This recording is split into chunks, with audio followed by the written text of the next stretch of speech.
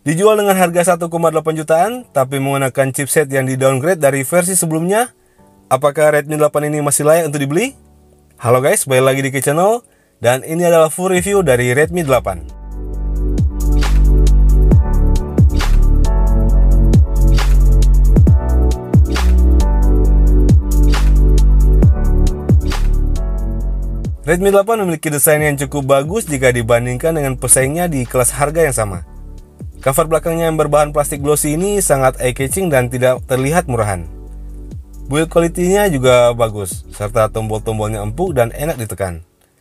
Masih dipertahankannya port infrared blaster ditambah penggunaan USB Type-C pada colokan chargernya, menjadikan nilai tambah tersendiri di HP ini.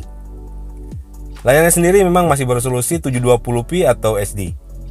Tapi kualitasnya menurut saya masih cukup bagus untuk kita gunakan menikmati berbagai macam konten. Warnanya akurat, viewing angle-nya luas dan juga sudah menggunakan kaca pelindung Corning Gorilla Glass 5. Satu hal yang saya kurang suka adalah penempatan logo Redmi di bagian dagunya ini yang menurut saya kurang enak dilihat. Apalagi saat kondisi layar dalam keadaan mati. Tapi ini tergantung selera sih. Overall untuk sektor ini saya cukup suka.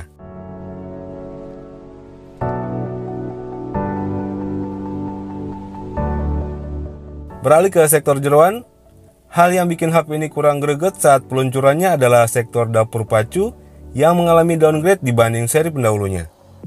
Saya sendiri kurang paham dengan strategi yang diterapkan Redmi di seri ini.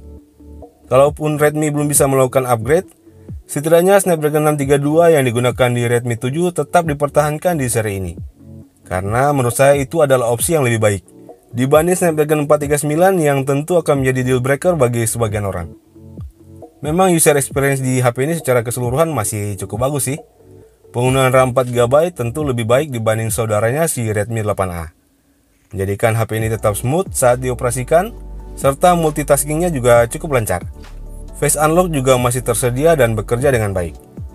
Kecepatan baca sensor sidik jarinya juga masih bagus walau terkadang masih ada sedikit delay sih.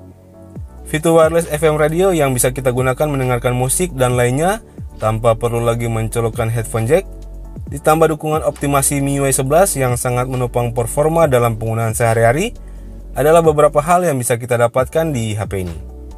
Tapi ya itu tadi, penggunaan chipset yang justru turun dari generasi sebelumnya, sedikit banyak masih berpengaruh pada user experience-nya. Apalagi saat HP ini kita gunakan untuk bermain game berat seperti PUBG.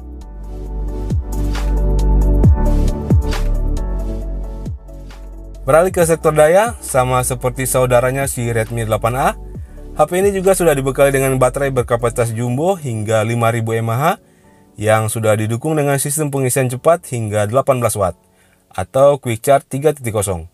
Tapi untuk bisa menikmati fitur ini, kalian harus membeli charger 18 wattnya yang dijual secara terpisah. Karena di dalam paket penjualannya kita hanya diberikan charger berkapasitas 10 watt saja. Untuk daya tahan baterainya tentu tidak perlu diragukan lagi guys, karena dengan kapasitas hingga 5000 mAh, ditambah optimasi MIUI 11 dan penggunaan panel layar yang masih beresolusi 720p, merupakan kombinasi yang pas untuk mengirit konsumsi daya baterai. Untuk penggunaan ala saya, baterai di Redmi 8 ini bisa tembus hingga 2 hari dengan sekali charge. Pada sektor kamera, memang tidak ada yang spesial di HP ini. Kalaupun Redmi 8 sudah menggunakan sensor Sony IMX363, yang merupakan sensor flagship tahun 2018 lalu, tapi penggunaan Snapdragon 439 tentu akan memberikan hasil yang berbeda dibanding Pocophone F1 yang juga menggunakan sensor yang sama tapi dengan chipset Snapdragon 845 karena image signal prosesornya tentu berbeda. Untuk hasil stok kameranya menurut saya sudah cukup lah untuk kelas harganya. Kekurangannya hanyalah belum adanya fitur mode malam di HP ini dan juga tidak adanya pengaturan watermark seperti HP-HP Redmi lainnya. Tapi untungnya Redmi 8 secara default sudah diaktifkan kamera 2API-nya. Jadi kita bisa menginstal Google Camera atau Gcam agar fotonya bisa lebih bagus lagi. Untuk cara install Gcam di Redmi 8 sudah pernah saya buatkan videonya, yang link videonya bisa kalian klik pada card di pojok kanan atas.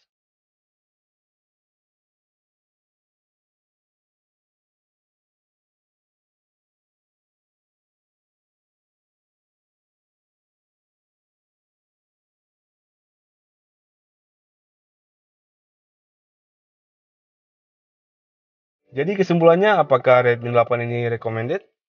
Menurut saya, bagi kalian yang sedang mengincar HP dengan harga terjangkau, tapi punya kapasitas baterai yang besar, sudah punya USB Type-C, dan sudah mendukung fast charging 18 watt, serta mereknya harus Xiaomi atau Redmi, HP ini sangat saya rekomendasikan. Dengan catatan tidak kita bandingkan dengan HP dari merek sebelah ya guys. Karena menurut saya memang hanya sektor baterai lah yang menjadi kelebihan dari Redmi 8 ini dibanding para pesaingnya di range harga yang sama. Memang secara keseluruhan Redmi 8 sudah memiliki sejumlah fitur standar yang harus dimiliki HP 1 jutaan saat ini. Tapi jika kalian butuh smartphone yang lebih komplit, semisal setup kamera yang lebih bagus dan kekinian, prosesor yang lebih bertenaga, baterai yang sama besarnya, serta dijual dengan harga yang relatif masih sama, menurut saya di luaran sana masih ada HP yang lebih worth to buy dibanding Redmi 8 ini.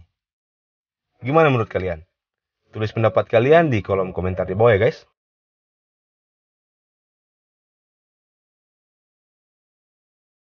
Oke guys, sekian dulu video kali ini. Semoga bermanfaat. Jangan lupa klik tombol subscribe dan ikon loncengnya. Dan sampai ketemu lagi di video-video selanjutnya.